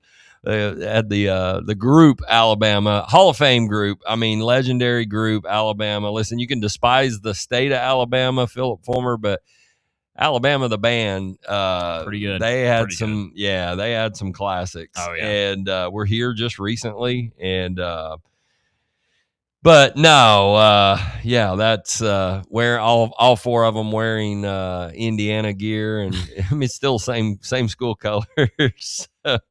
But yeah, so yeah, I wish we had more update. Breaking news on the transfer portal. There'll probably be some drop at like 1:05, right when we're off the air in the NFL, the meaningless week 18. Although there are some avenues that I want to try to attack, and as far as betting today, and but I will say, and we'll get a break here in just a moment, but when you're looking at what is it now? I think I saw a stat, Drew, where like nearly 32% of college football players across the country have entered the portal as of midday on January 2nd, that first day. So it opened that Lord. Midnight on the 2nd. 32%, man. Yeah, that is, I mean, it's just, like the thing is just, again, like, and this is a whole other conversation. We could easily talk about it after the next break, but like just the state of college athletics in general when it comes to this, and I understand like people getting excited and hype about, Tennessee getting a top 10 recruiting class, but man, truth be told, Cloney, like high school recruiting, I mean, with the exception of getting a couple of those guys like a Tristan Keys or Jeremiah Smith, like getting those like top 15 recruits, it really doesn't matter anymore. Like, I mean, you look at teams that have just solely just relied on the transfer portal. Indiana, they just won the Big Ten, beat the living hell out of Alabama in the Rose Bowl, and the clear head favorite in the national title. I mean, Miami's, has, heavily, invested in the transfer portal, and it's done wonders for them. Obviously, one game away from a national title appearance. And I mean, and Ole Miss too. Ole Miss is like another good example of that, of like teams that have like hit the portal heavily and have paid off. And I think you're just going to see more of that unless they finally get some type of like jurisdiction and regulation when it comes to the portal. But yeah, let's be real, we're not going to see it anytime soon, because apparently, when it comes to the NCAA, apparently NBA draft picks can come back to college and and play college basketball all over again. And so, yep, it's just the wild, wild west. It is, and I think this broke a few minutes ago. Well, I don't know if it was actually 7 minutes ago, but I did see a report where Lane Kiffin has landed his first transfer portal edition of this 26 season, and they got Hawaii's star receiver Jackson Harris. He did opt out of like the last 3 or 4 games, I believe, just to get ahead in the portal and wanted to, for that big payday, I guess. Yeah, he let's see, breakout came in 25 at Hawaii, where he was the top receiver with 963 yards and 12 touchdowns. In 11 games, a 6'3" playmaker out of Berkeley, California, and now he's set to come to Baton Rouge and join Kiffin's offense. So, like I said, he actually opted out the final 2 games, including the bowl game. So, and again, I don't have a, as far as a ranking list of where he would rank, but you knew he was going to be very, very extremely active in the portal. You mentioned Coleman earlier, the edge, slash linebacker or whatever from Penn State, that obviously Jim Knowles has got great familiarity with. Mm-hmm. But he was seeing, pictures, and, I don't know whose car that was with Lane, but if that's his car, maybe, I don't know, maybe he's already committed there and just hadn't made an announcement. But they're going to be very, very active. I would imagine they're gonna go for some home runs. The belief is that Swordsby, the number 1 quarterback by most pundits in the portal, will either go there or Texas Tech. So it's going to be a bidding war.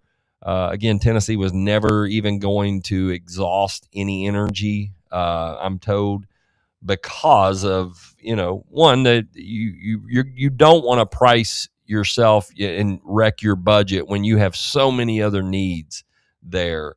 And frankly, look, I almost, and maybe this is a little bit of the a little bit of the gambler in me and willing to take risks. I kind of think that we talked about this a few weeks ago, but if maybe they feel more confident moving forward that Joey is going to win this, and or that they could turn it over to George. He's clearly got to put on weight, but everything that you hear about him is his vision, his ability to see over the defense. Again, I don't know how he does in a like in a read option, or if somebody blindside hits him, because he looks very fragile. I mean, I'm not exaggerating when I say like he has not gained more than 5 pounds since he's been on campus. Like, I mean, and I understand that he has like a food allergy, and that's kind of like one of the things that he's kind of like struggled with. So it makes it more difficult for him to gain weight. But hey, we can run IVs with biscuits and gravy through the IV. I mean, whatever it takes, man. Whatever. We got to get some weight on that boy. It's just like, gosh, I'm like, did nobody like check this before we start recruiting the kid? I mean, I think he's going to be good, but man, it's just not. That's just the last thing you want to hear, especially for a guy you invested over 7 figures for. Yeah, no question. Hey, if you want to join us, we would love to hear from you. We are going to talk some NFL now. We'll do that right after the break, but you can join if you'd like. 865-966-3435. That's 966-3435. You are listening to the Neutral Zone, presented by Fleet Tire at 111 East Woodland Avenue. Come on back for more Neutral Zone. We're going to touch on some NFL stuff. There are some things that playoff picture is certainly developing, and it is going to be ongoing all day. Certainly the biggest game probably on the board and the most meaningful game would be the Sunday night football game. Carrie Underwood waiting all day for Sunday night. So that is the Ravens with Lamar Jackson back under center.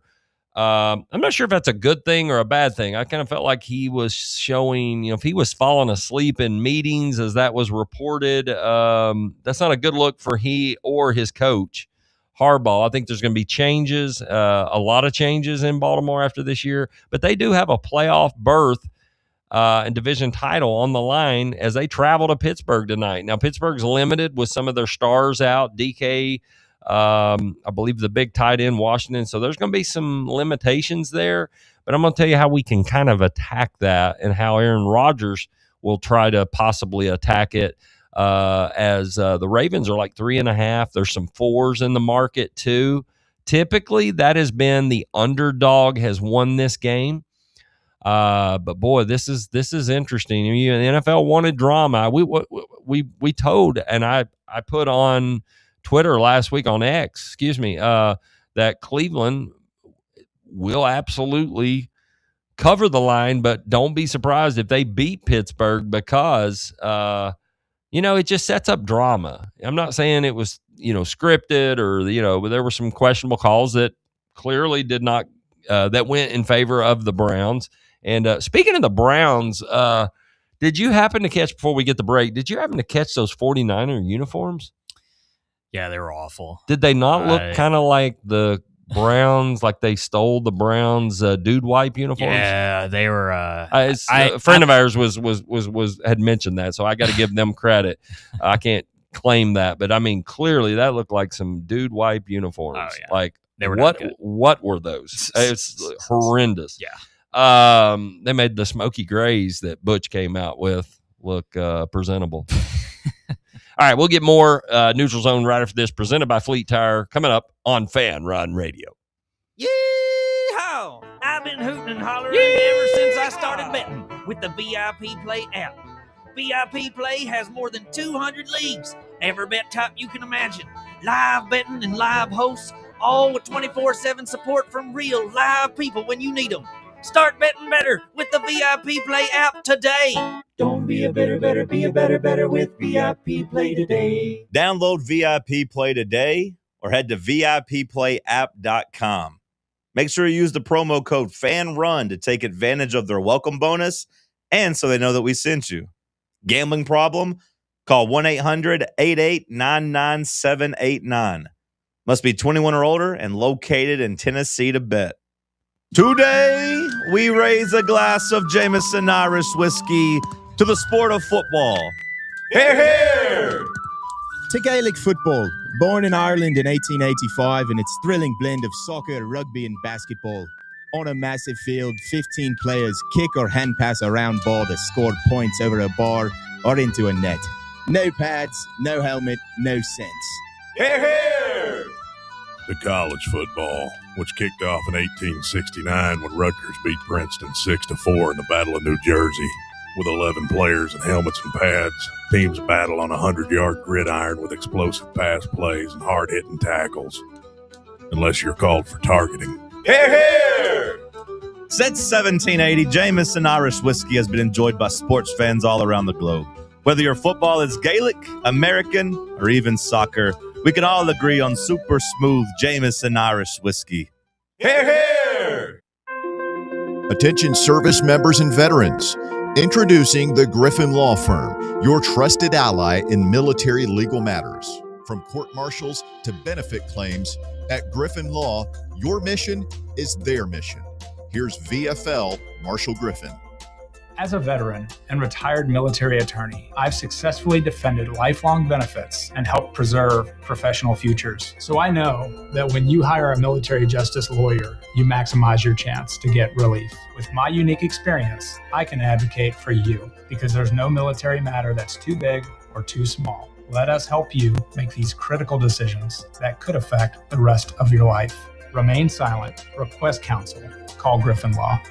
For a free consultation, call 888-707-4282. That's 888-707-4282. Or just visit griffinlawdefense.com. Got a flat tire? Strange noise under the hood? Don't stress. Roll into Matlock Tire and Auto Service. From oil changes and brake repairs to brand new tires, Matlock's certified techs do it all. Fast, friendly, and fair priced. Matlock is the home of the price match guarantee. Bring in any competitor's ad, and Matlock will match the exact same tire for the exact same price. Matlock Tire and Auto Service. 5 locations in East Tennessee. Visit MatlockTireService.com to find the location nearest you and schedule your appointment.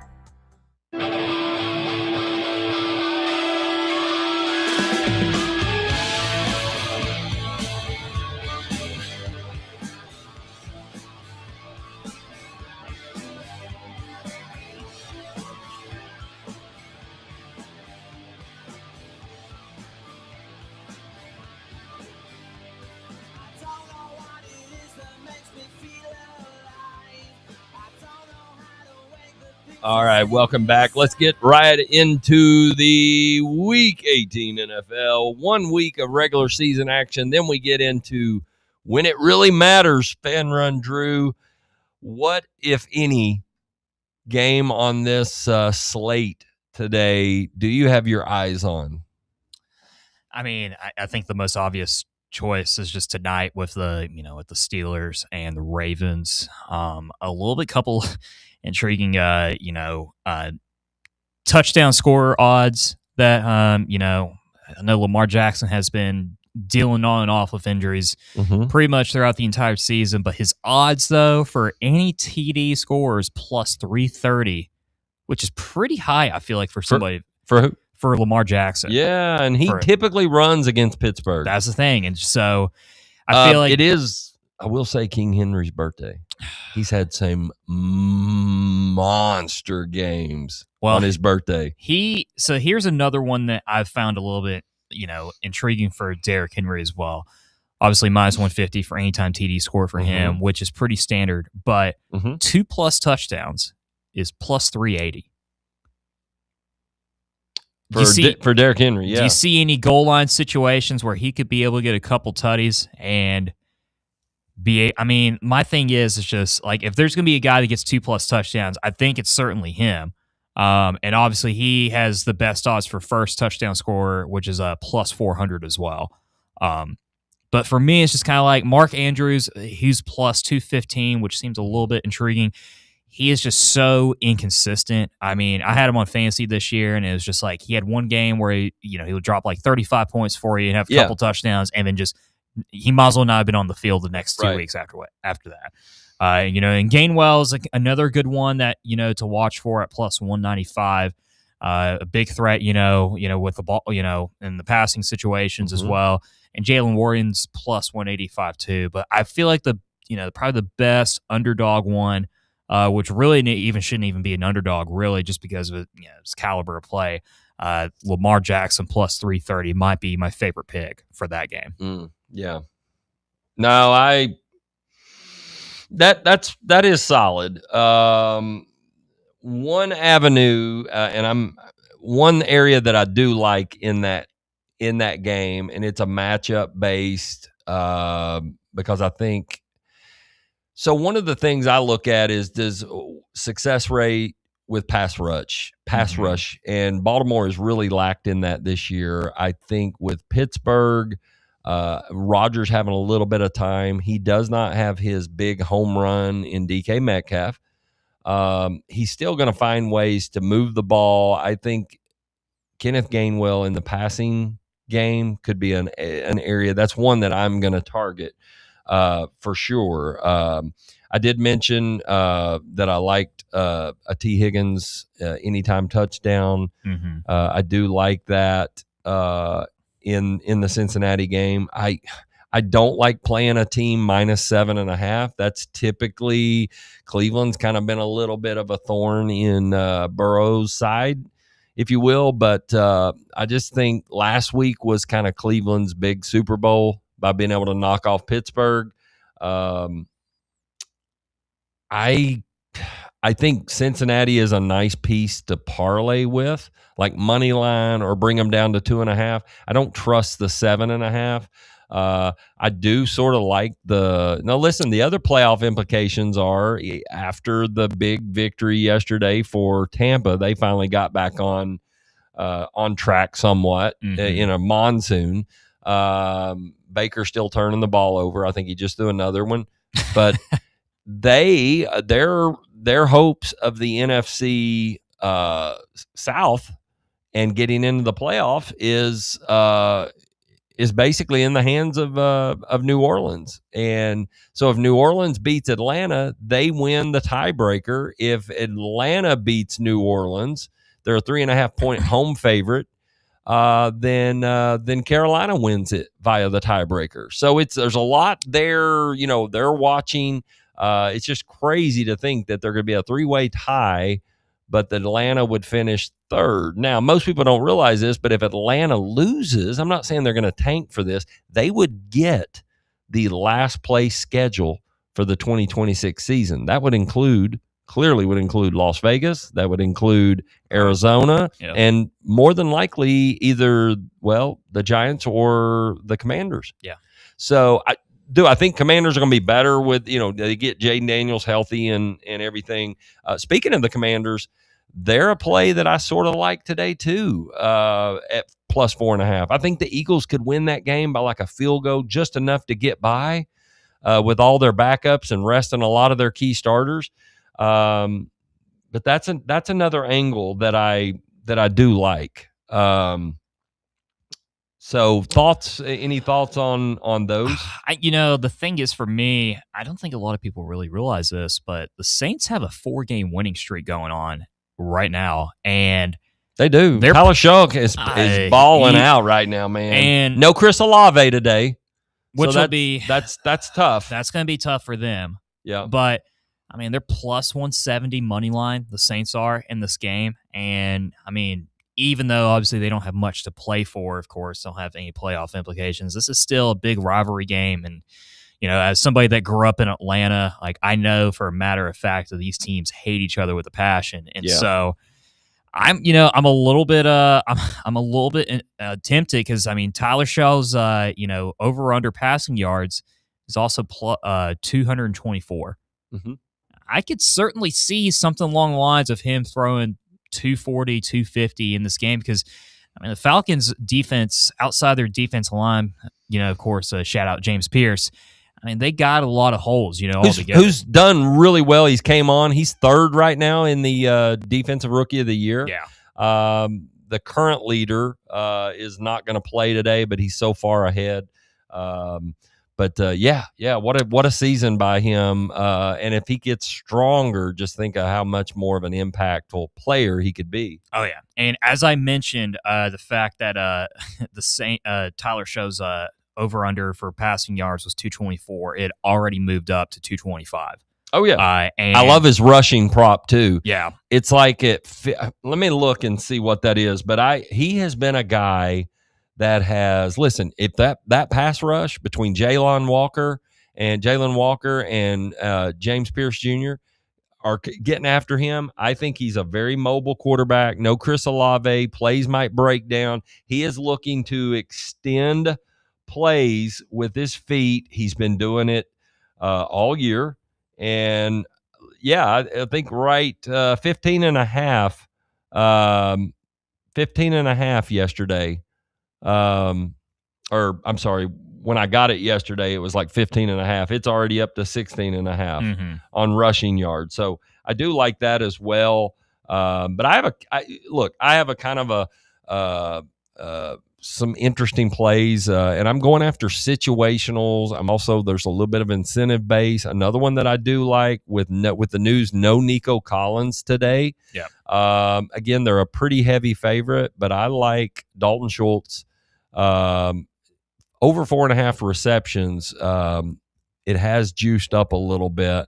I'm piecing it together with another matchup going up against your boys. It's been a funnel. The Titans with wide receivers line up on the left side and number one alpha wide receivers. You could make the case that Parker Washington's kind of become the number one receiver, but either way, Brian Thomas Jr. is starting to come alive for that team, which is scary for the rest of the AFC. But I like him as a 20-plus yard reception, minus 150. It's minus 150 now. It was minus 140 earlier this morning.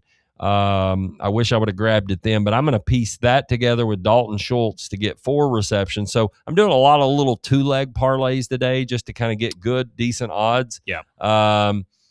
So we'll see. But again, I like as I did with another one. I did a 3-piece. I did T. Higgins. Again, T. Higgins is the receiver in that offense against man coverage. When it's zone, it's clearly Jamar Chase. Jamar Chase can go all in the middle of the field. He dissects zone defenses. But T. Higgins is typically good for one big over the top, suck them in with Chase Brown, play action, boom, over the top. So we'll see. But I do have a 3-leg piece.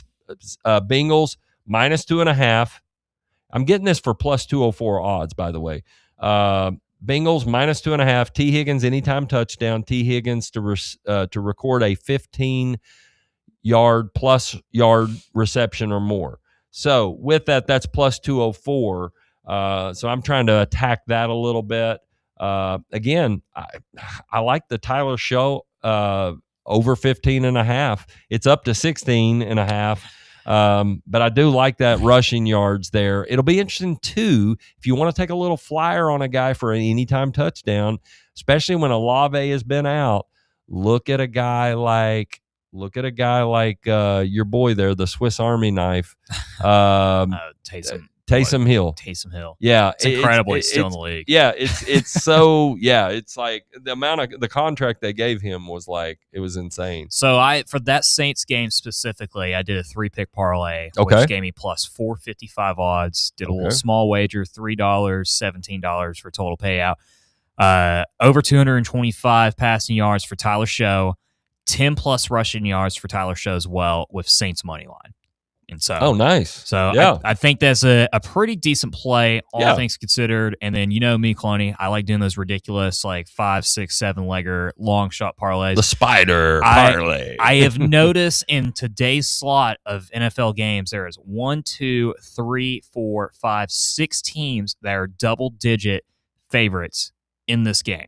In this week's slate. I mean, so I decided to ride with the underdogs. Titans were 13.5-point underdogs going in this morning for this game. It's dropped down. I think they'll cover. They have dropped down to 11 already. Colts were 10-point underdogs this morning. That has already dropped down to 9. And the Browns were 9.5-point dogs this morning, dropped down to 7 already over on DraftKings. Dolphins 13.5, Packers 12.5, Chargers 14, and the Cardinals 14.5. And so you do that 7-leg parlay that I just did right there.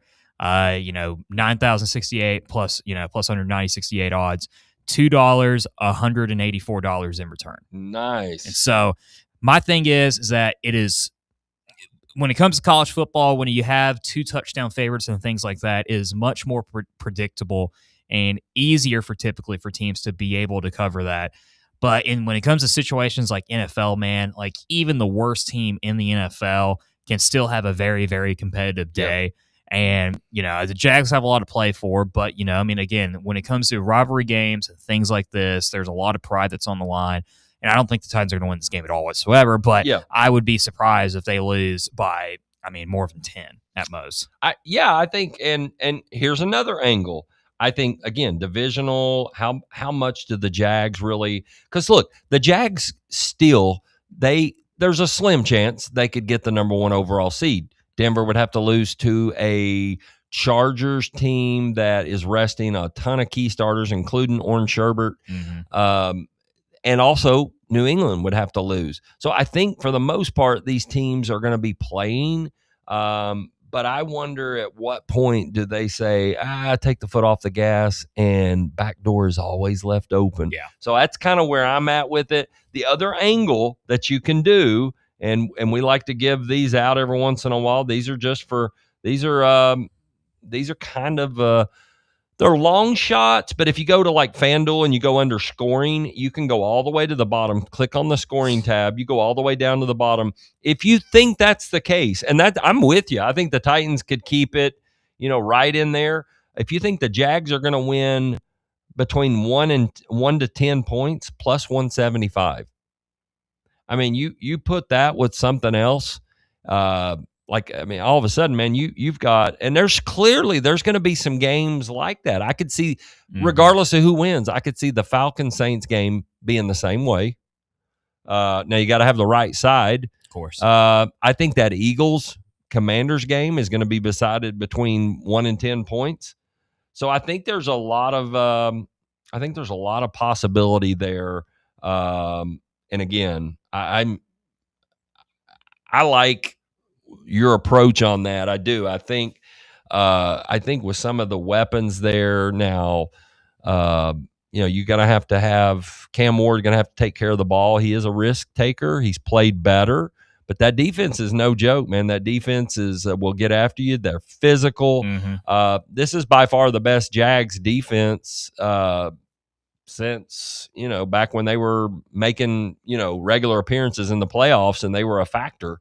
But they showed it, definitely to my Broncos, and Denver might get another shot at them. I don't know that I would wish for that, but they're cooking right now with grease. Literally, They are absolutely cooking right now. So it should be interesting.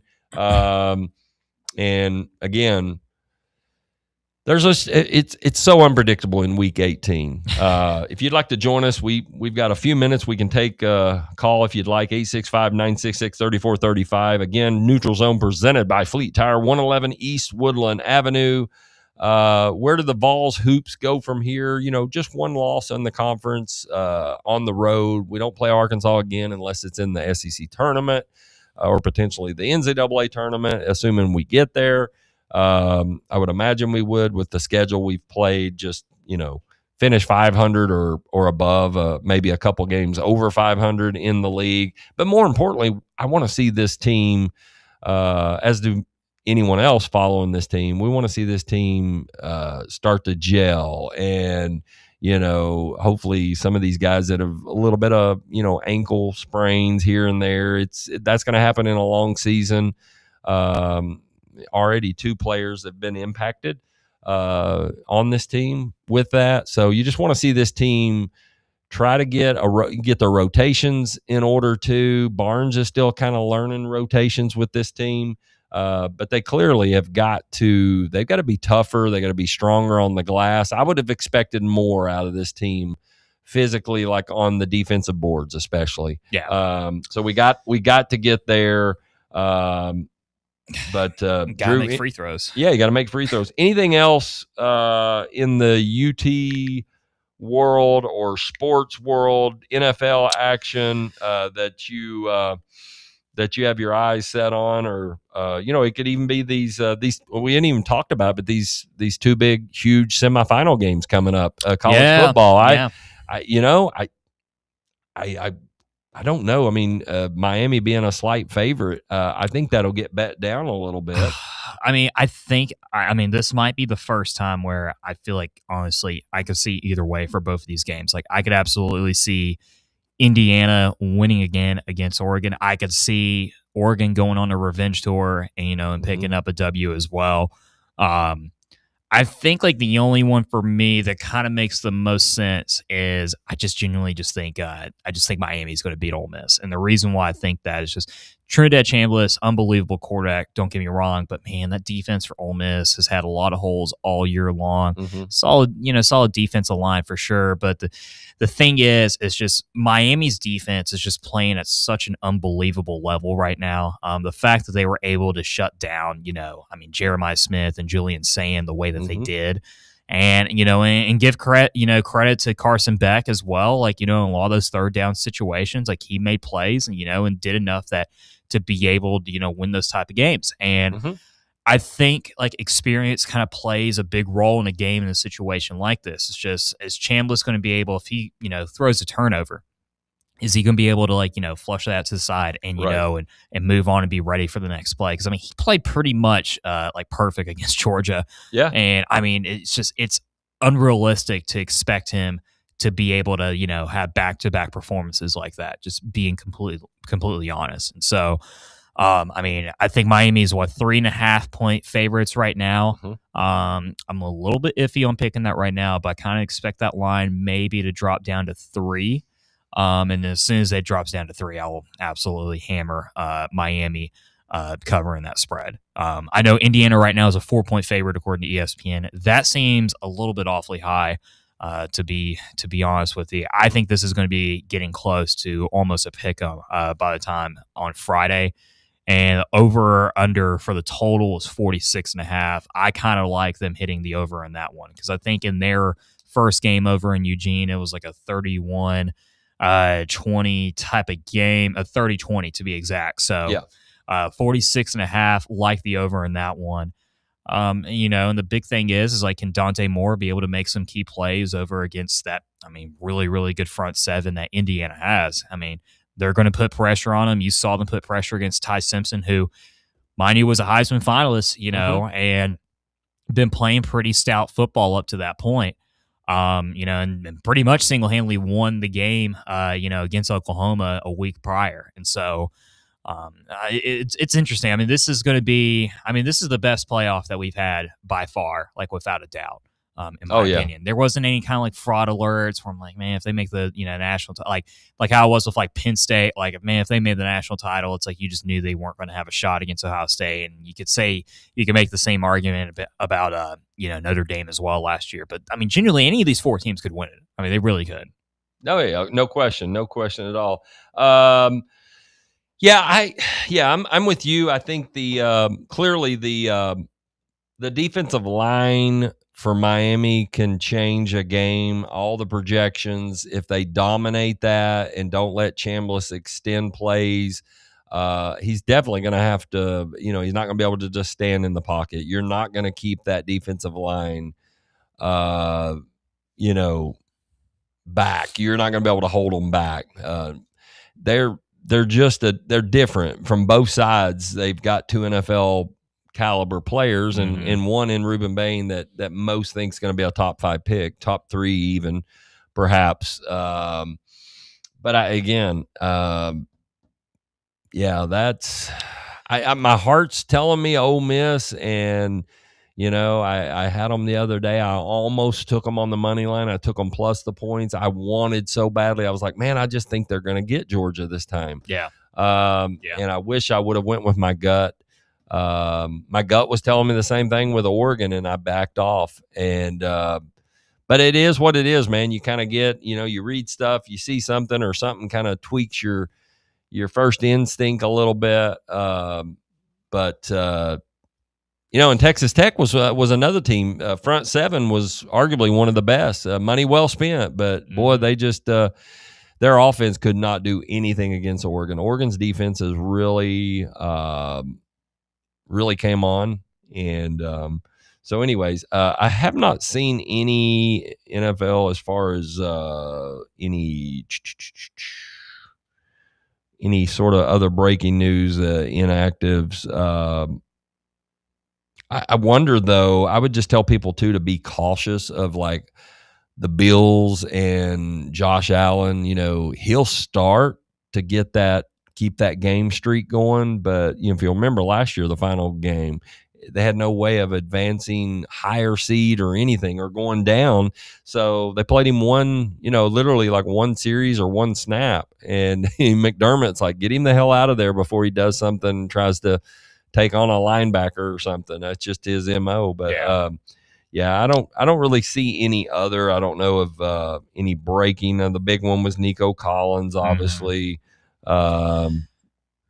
There is not NFL, but a game that a lot of people, as far as college football fans go, under the radar about. We got the FCS National Championship tomorrow. Mm-hmm. Illinois State, who's probably one of the biggest underdog stories in Division II college football, didn't win their conference, had to go as basically like one of the unseeded teams, one of the very last teams to make the playoff. Shocked North Dakota State when they scored 15 points in a span of 2.5 minutes to knock, the Bison off, who are basically the Alabama of FCS football. Well, they made it all the way to the championship, beat Villanova single-handedly. Now, they do face Montana State, who's been a top 3 program over the last couple of years. But if you want to do a really, really high odds, which I'm probably going to throw, not to say too much, but maybe about $15, $20 on this, Illinois State money line plus 320. Wow. Okay. I like it. They've been averaging about 30 points a game in this run, in this tournament, in the FCS tournament, more or less. Montana State has been dominant. They did come off a 25-point win over their rivals, Montana. But this is one of those things that sometimes when it comes to FCS football, always the big time heavy favorite. You just never know. It's far more unpredictable than as opposed to FBS. And so that is a game that I will absolutely tune into tomorrow night. And, funny enough, it is going to be at the site of where Pavia said that has the best atmosphere in college football in Nashville. There you go. So, yep, there you go. Hey, how about the Vikings, though, going off as a double-digit favorite? I saw that. Over the Packers. 12 and a half. I absolutely hammered the Packers 12.5 cover because I know. They must be resting like. Willis is not playing. Jordan Love's not playing. I know that, and they're playing basically a third string. But man, I don't see even on the market for touchdowns. So yeah, I'm guessing they're resting all the offensive players. Still 12.5. I mean, you gotta think they cover that. That's crazy. And again, there's incentives there. You still want to see what you've got. Kind of a McCarthy. Hey, I can prove that you don't need to go, through free agency and get any quarterback. But anyways, hey, we really appreciate it. First show here of the new year, and it feels good. Feels good to be in 2026. What a great year it should be. And we really appreciate Fan Run Radio. We appreciate Fleet Tire, 111 East Woodland Avenue. And I couldn't do it without my boy Fan Run Drew back here. He's the rock star of the show. And we will catch you guys next week. Enjoy the games. And we will catch you all next Sunday. Keep it tuned in here for Fan Run Radio all day, local programming Monday through Friday. You'll get the Fox News, I guess, throughout the day here, some updates. But keep it right here on Fan Run Radio.